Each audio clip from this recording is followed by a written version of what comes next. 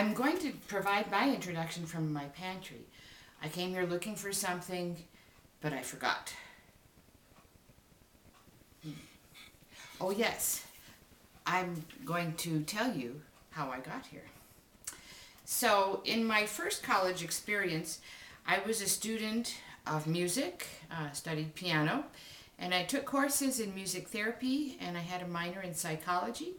I was very interested in the way music could alter someone's behavior based on the person's genre preferences, tempo, volume, historical associations with tunes and lyrics, and so on. A senior project at the psychomusicology lab had me working with volunteers to measure the biorhythms, that would be the skin sensations, the heart rate, and the breathing, while we placed headphones on their ears in soundproof booths. I loved that work at Illinois State University. After graduation, marriage, and the birth of 3 children in between there, I found myself working as a music therapist at an ICF MR facility for developmentally disabled adults at a Florida residential institution. I worked with the most severe, aggressive, and self-injurious male clients. I had 48 on my caseload. This is where I took courses in, and I had training in the analysis of behavior, and then I took a professional exam, which was 2 days, written on one of those foldable, I guess it's an essay book. It's got a blue cover. And anyway, I completed that level 3 professional certification in behavior analysis through the Department of Health and Human Services in Florida. And I also completed a master's degree in education from the University of South Florida. During that time, I heard about great jobs in education, so I took my behavior analyst certification at the time, which was not BACB because it hadn't been invented yet, mid-80s. I took my work to the local school district and took an inner city job at an inner city high school, and I taught adjudicated juveniles who had dual problems. They were emotionally disturbed and they all read below the 3rd grade level. Very tough group.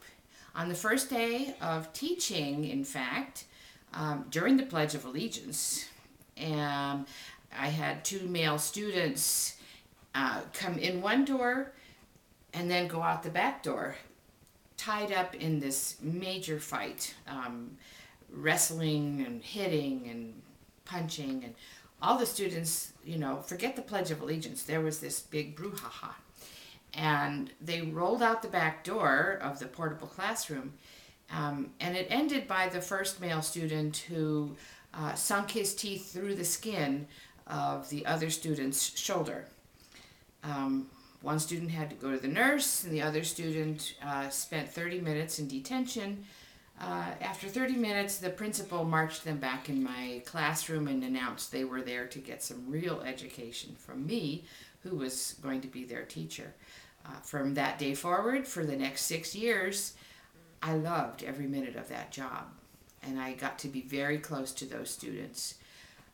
They were tough, and one of them committed a murder, and another student carjacked an elderly woman, and another sold cocaine to an undercover cop. These are examples. However, there were a few successes from that classroom as well, and they turned out okay. After a school shooting at that school, it occurred right outside the door of my classroom. Did not involve any of my students, thank goodness. I decided to take a job at a middle school that was closer to my home. I had been widowed by that time for about 5 years. My first husband committed suicide during my first year of teaching at that high school. And so, being a widow, I wanted my children to be able to go to school with me. So I taught this middle school special education program, and I had the emotionally disturbed students when I started there. They were mostly mentally ill compared to the juveniles I had worked with before. And after 2 years, we moved to an inclusive approach, and I taught science and math as the students rotated through a group of special education teachers in a full-time program. And then I moved to being the school's behavior specialist for the whole school. So there were 1,300 students in this middle school, grades 6, 7, and 8, and I was the middle school behavior specialist. That meant I took care of kids who not only had a diagnosis and a label in the special education program, but I took care of everybody. And that was an eye-opener, because kids in the regular ed programs who don't have a label yet, many of them do have mental health issues. And it was a real eye-opener about the need of regular ed kids. So from there, I did this behavior specialist job for about 5 years at that middle school.